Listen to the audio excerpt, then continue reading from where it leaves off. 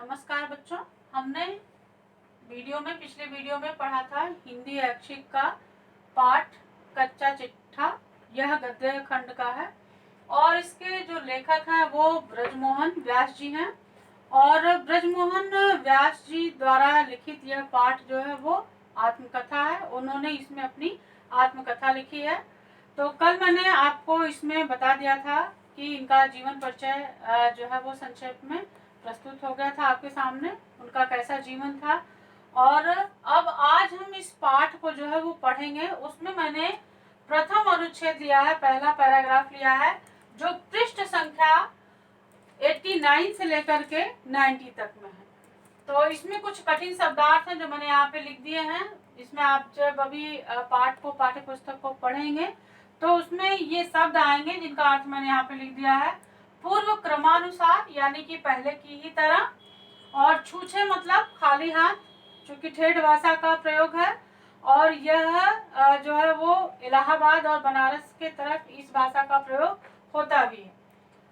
चांद्रायण चंद्रमा की कलाओं के हिसाब से आकार को घटाने बढ़ाने को जो व्रत रखा जाता है उसको चांद्रायण कहते हैं। तो बच्चों जो पहला पैराग्राफ है उसमें क्या वर्णन किया गया है लेखक के द्वारा, उन्होंने उसमें क्या बताया है वो मैं आपको बता रही हूँ। वो लेखक कह रहे हैं कि मैं कहीं जाता हूँ तो छूछे हाथ वापस नहीं आता हूँ। यानी वह जहाँ कहीं भी जाते हैं वहां से कुछ न कुछ धरोहर स्वरूप वह जरूर एकत्रित कर वो ले आते हैं, चाहे वो कुछ भी हो। तो ऐसे ही करें कि यहाँ कोई विशेष महत्व की चीज तो नहीं मिली, चूंकि वह कौशाम्बी गए थे। तो वहाँ का वर्णन इसमें पैराग्राफ में उन्होंने किया है कि वो कह रहे हैं कि पहले तो उन्होंने अपनी विशेषता बता दी कि मैं जहाँ जाता हूँ वहां से मैं छूछे हाथ वापस नहीं आता हूँ। उन्होंने बताया कि वहां पे कोई विशेष वस्तु तो उनको नहीं मिली, लेकिन जब वह वहां गए थे तो एक गांव से जब वापस आ रहे थे तो गांव से वापस आते समय उन्होंने वहां पर चतुर्मुख भगवान शिव जी की एक प्रतिमा देखी। और इन्होंने कहा कि कह रहे हैं कि वो प्रतिमा जब मैंने देखी तो मुझे ऐसा लग रहा था कि जैसे वह प्रतिमा मुझे ललचा रही है, मुझे यह कह रही है कि आओ और मुझे उठा ले चलो, आओ और मुझे उठा ले चलो। तो ऐसा लेखक का जो है वो उस प्रतिमा के प्रति अनुभव रहा और ऐसा ही लेखक ने किया भी। तो लेखक ने कहा कि अब ये तो ऐसे ही हो गया कि जैसे चांद्रायण के सामने जो है वो कह रहे हैं कि वह वैसे ही पेड़ के सहारे जो है वो रखी हुई थी और भगवान शिव जी की जो है वह प्रतिमा थी और वह भी चतुर्मुख थी। तो कह रहे हैं कि आप ही बताइए मैं करता ही क्या। यदि चांद्रायण व्रत करती हुई बिल्ली के सामने एक चूहा स्वयं आ जाए तो बेचारी को अपना कर्तव्य पालन करना ही पड़ता है।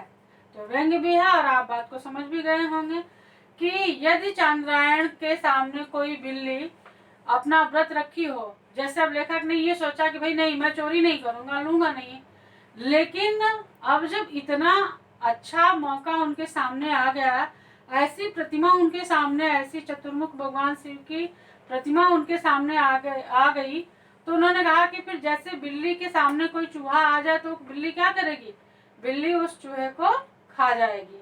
तो ऐसे ही लेखक ने कहा कि जब मेरे सामने भी वह प्रतिमा आई तो मन में चोरी का विचार न होते हुए भी, उसको उठा करके ले जाने का विचार न होते हुए भी उन्होंने उसको क्या किया, उठा लिया और उठा करके उसको वह अपने यहाँ पर ले आए।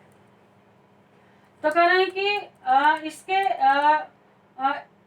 इधर उधर उन्होंने देखते हुए उसे चुपचाप इक्के पर रख लिया। इक्का मतलब, इक्का से तात्पर्य तांगा, जो आप पहले के ग्रामीण अंचल की बात है। और पहले आप देखेंगे कि इतने गाड़ी मोटर बस आदि जो है वो गांव में नहीं चलती थी, तो इक्का ही एक साधन हुआ करता था। इक्का या तांगा जिसे कहते हैं, जिसे जो है वो घोड़े जो है वो घोड़े उसमें जुते रहते हैं, उसमें बैठ करके लोग बाजार हाट जो है वो जाया करते थे। तो उन्होंने क्या किया कि चुपचाप इधर उधर देख करके उस मूर्ति को उठाया और इक्के पर ला करके रख दिया। तो कह रहे हैं कि और इसी तरह से उसका बता रहे हैं कि 20 सेर वजन में रही होगी। कह रहे हैं कि न कुकुर भौंका न पहरू जागा, और जब उसको वो उठा रहे थे तो ना तो कोई कुत्ता वहाँ पे भौंका। कुकुर मतलब कुकुर भी आप देखेंगे उधर की भाषा का, पूर्वी भाषा का ही प्रयोग यहाँ पर उन्होंने देखा। पहरू मतलब पहरेदार। कह रहे हैं कि जब मैं उसको उठा रहा था तो ना तो कोई कुत्ता ही भौंका और ना कोई पहरेदार ही जागा कि नहीं भाई क्यों इसको उठा करके क्यों ले जा रहे हो। इसलिए उन्होंने क्या किया, उसको चुपचाप उठा लिया। उन्हें कोई खास कठिनाई उसको मूर्ति को लाने में नहीं हुई, उठाने में या कह सकते हैं चुराने में कोई भी उनको दिक्कत नहीं हुई। कह रहे हैं कि पसोवे से थोड़ी सी चीजों के मिलने की कमी इसने पूरी कर दी। क्योंकि पसोवा में गए थे तो पसोवा में जो जैन मुनि हैं वह वहाँ एक मेला लगता है, तो वहाँ वह बहुत अधिक मात्रा में इकट्ठे होते हैं। वहाँ भी गए थे किसी चीज के संकलन में ही, उन्होंने सोचा था कि वहाँ से भी कुछ मिल जाएगा, लेकिन पसोवा में उनको कुछ मिला नहीं था। और जब वापसी में उन्होंने कौशाम्बी में जब उनका आना हुआ तो कौशाम्बी के रास्ते जब वो आ रहे थे तो कौशाम्बी में यह चतुर्मुख शिव जी की मूर्ति उनके हाथ लग गई। तो उन्होंने मन ही मन सोचा कि चलो जो कमी पसोवा में रह गई थी, अर्थात वहां से तो मैं छूछे हाथ ही आ रहा था, खाली हाथ ही आ रहा था, लेकिन वहां से मैं खाली हाथ आने के बावजूद भी जब अब मैं घर की तरफ जा रहा हूँ तो मेरे पास कुछ न कुछ है। और वो क्या था, वह भगवान शिव की मूर्ति थी। तो इस तरह से इस पहले पैराग्राफ में बच्चों जो है वो लेखक ने अपनी इन बातों को बताया है। और इसमें ये दिखाया गया है, ये चूंकि आत्मकथा है तो इसमें मूर्ति चुराने का वर्णन जो है वो अत्यंत रोचक ढंग से किया गया है। बहुत ही इसमें आप देखेंगे कि जैसे कोई भी व्यक्ति आज के समय में आप लोगों के समक्ष चूंकि ऐसी स्थिति है, आ जाए तो यही काम कोई भी करता। आज हम मूर्ति को जो है महत्व न देकर के किसी और वस्तु के प्रति मन ललचा गया तो उसको अगर इस तरह से लेना चाहें तो ऐसी इस स्थिति में जो है वो मन कर जाता है, जैसा कि यहाँ पर लेखक का कर गया। तो मूर्ति को चुराया इन्होंने कैसे, उसका बहुत ही रोचक ढंग से इसमें वर्णन किया गया। क्योंकि इलेक्टिव हिंदी के जितने भी छात्र हैं उनके लिए पैराग्राफ की व्याख्या करने के लिए आती है, तो व्याख्या में आप संदर्भ, प्रसंग और विशेष लिखते हैं। तो व्याख्या हमने उसका भाव जो बातें थी उसमें बता दी। अब ये विशेष जो है, विशेष में आप ये लिखेंगे कि मूर्ति चोरी का जो है वो अत्यंत सुंदर वर्णन किया गया है, अत्यंत रोचक वर्णन किया गया है। और न कुकुर भूखा न पहरू जागा, यह लोकोक्ति का यहाँ पे प्रयोग किया गया है।